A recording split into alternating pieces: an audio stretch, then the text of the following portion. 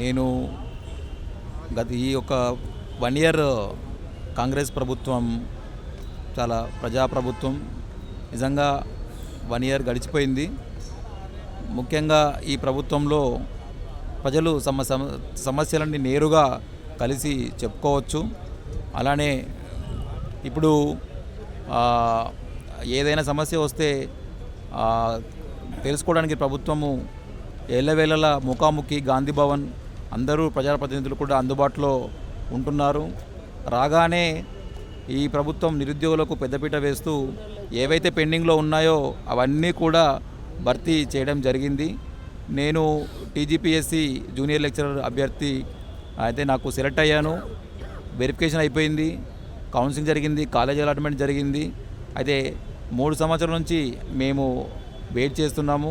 మాకు అపాయింట్మెంటు ఇవ్వాలని ప్రభుత్వాన్ని కోరుతున్నాను.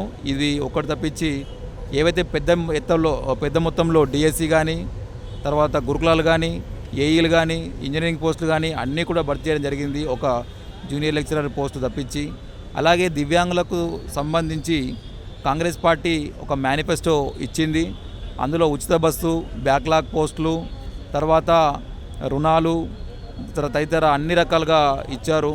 కానీ అవి ఇప్పటివరకు కూడా ప్రభుత్వము ఆ మేనిఫెస్టో పట్ల ఇప్పటికీ దృష్టి సాధించలేదు. దివ్యాంగులు కోరుకుంటుంది ఏమిటంటే వారికి గత ప్రభుత్వం 4,000 రూపాయలు ఇచ్చారు. మరి ఈ ప్రభుత్వం అధికారంలోకి రాకముందు 6,000 రూపాయలు హామీ ఇచ్చారు. కాబట్టి అందరికీ, సకలాంగులందరికీ కూడా ఎలా అయితే ప్రభుత్వము ఆలోచించి వాళ్ళ ఒక్కొక్కటి సాల్వ్ చేసుకుంటూ పోతుందో, అలాగే దివ్యాంగులకు సంబంధించి పెన్షన్ పెంచి, అలాగే వాళ్ళ యొక్క బాక్లాగ్ ఉద్యోగాలు భర్తీ చేసి, వారికి సంబంధించి శారీరక వికలాంగుల జనాభా పెద్దగా ఉంటుంది, ఎక్కువగా ఉంటుంది, రోస్టర్ సమస్య ఉంది, 10 లోపల మార్చి ఇంటర్చేంజు ఏమైనా ఉద్యోగాల్లో అది సాల్వ్ చేస్తూ, అలాగే చాలామంది సకలంగా మహిళలకు ఉద్యోగాలు చేస్తున్నా కూడా వారికి ఉచిత బస్సు ప్రయాణం ఉంది. కానీ దివ్యాంగులకు పాపం వాళ్ళు వికలాంగులు వీల్ చైర్తో ఉంటారు, వారికి మాత్రం ఉచిత బస్సు ఇప్పటికీ లేదు. ఆ విషయంలో కొంచెం ప్రభుత్వం దృష్టి సారించాలని కోరుకుంటున్నాము.